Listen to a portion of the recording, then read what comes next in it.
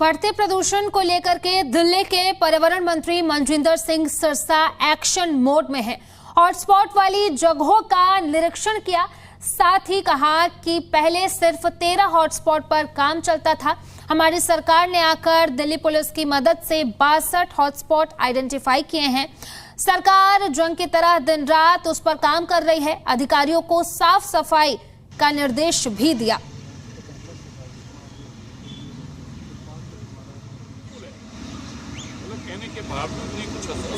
इसी पे बात करने के लिए हमारे साथ दिल्ली के पर्यावरण मंत्री मनजिंदर सिंह सिरसा मौजूद हैं। सिरसा जी, लगातार आप खुद फॉलो अप कर रहे हैं, इंस्पेक्शंस कर रहे हैं, सैनिटेशन का काम बहुत जोरों से चल रहा है दिल्ली में। देखिए, आज हमारी एक ड्राइव है सैनिटेशन को लेकर और हॉटस्पॉट्स को लेकर।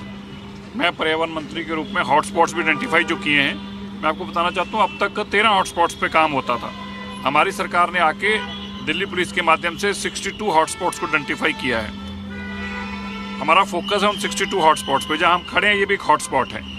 इस हॉटस्पॉट्स के ऊपर किस तरह से ट्रैफिक की स्मूथनेस आए, डस्ट मिटिगेशन कैसे कम हो, अभी मेट्रो का हमने इंस्पेक्शन की है, किस तरह से रोड इंफ्रास्ट्रक्चर यहाँ का बेटर हो, ये सारे कामों को एक सभी डिपार्टमेंट्स के सहयोग के साथ एक प्रॉपर कोऑर्डिनेटेड एक मुहिम चला रखी है, जिसमें ट्रैफिक पुलिस की कोऑर्डिनेशन, एमसीडी की, पीडब्ल्यूडी की, एनएचएआई की, डीएडीए की, उनके सबको बिठाकर, तो क्योंकि चैलेंज कहीं पे आधी सड़क किसी के पास है, आधी किसी के पास है, तो हम हॉटस्पॉट्स को दिल्ली में आइडेंटिफाई कर रहे हैं। हवा बहुत ख़राब है इस वक्त दिल्ली की, और दिल्ली की हवा को साफ करने के लिए डस्ट मिटिगेशन बहुत बड़ा काम है, उसके ऊपर हमारी, और सैनिटेशन बहुत बड़ा काम है, उसके ऊपर हमारी रेखा गुप्ता जी की सरकार रात दिन उस पर काम कर रही है। एक जंग की तरह पोल्यूशन के खिलाफ हमने छेड़ रखी है। सर, हम जगह जगह देख रहे हैं नए तरीके के कदम उठाए जा रहे हैं इस मिटिगेशन के लिए, पोल्यूशन को कंट्रोल में लाने के लिए। हम स्प्रिंकलर्स हर जगह देख रहे हैं, नए नए तरीके के कदम उठाए जा रहे हैं। देखिए, वाटर स्प्रिंकलर एक बहुत इंपॉर्टेंट एस्पेक्ट है दिल्ली जैसे शहर के लिए। डस्ट बहुत है दिल्ली में।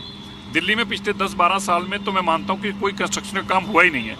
सड़कों के बंस पे डस्ट बहुत है, जो मिडवे में बहुत है। आप कोई ऐसा एरिया नहीं जहाँ पे आप डस्ट और कूड़ा करकट नहीं देखेंगे।